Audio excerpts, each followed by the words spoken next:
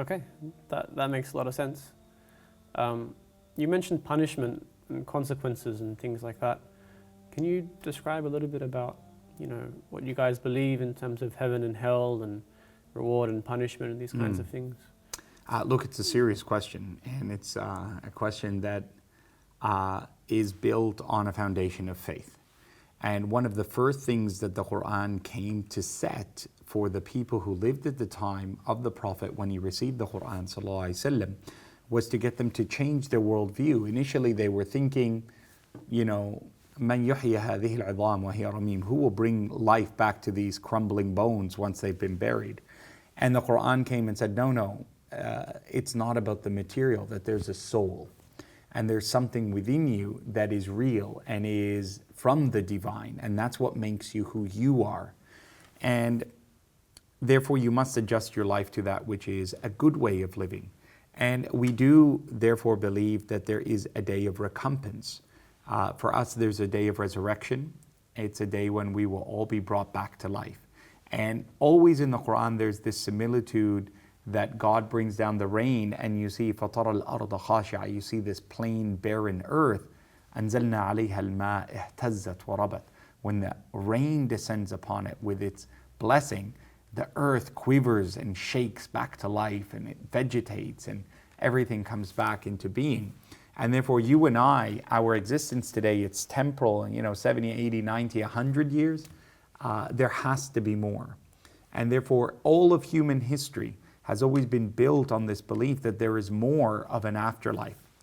So for us, the afterlife is defined by what God has described, both in the previous scriptures and consolidated and authenticated and verified in our Quran. Three things that we do know. One is, it doesn't matter when the day of judgment is, and it doesn't matter whether I live long enough to see the last days or anything like that. What's important is what I prepare for it, how well I live.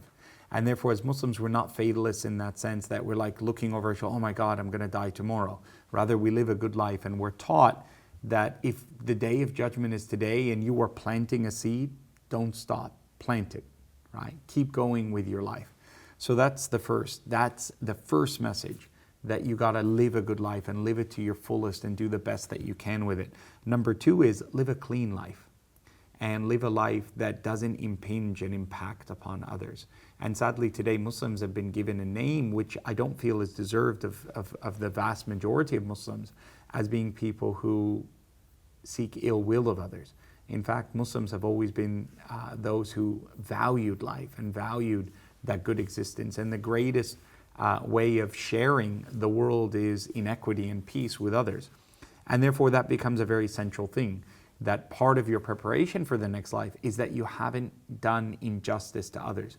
And there's this famous statement by one of the great scholars of Islam, his name is Sufyan al-Thawri.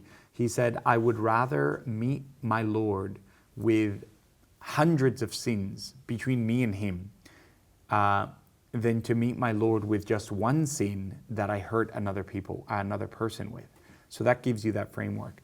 The third thing is that there is God's mercy, but there's also God's wrath. And for the one who assumes that God is just about love, and there's not, oh, he'll forgive me, it doesn't matter what I do, that isn't a Quranic reality. The Quranic reality is that God's mercy is tempered with his justice, and God's justice is tempered with his mercy. And we all pray for God's mercy. He is Ar-Rahman Ar-Rahim. But he says to us in the Quran, and I leave you with this to kind of think about it, Nabbi ibadi anni ana al-Ghafur Rahim. Inform my servants that I'm the most forgiving and the most merciful. Wa anna adabi huwa al-adabul alim. But let them equally know that my punishment is real and severe for those who are worthy of it.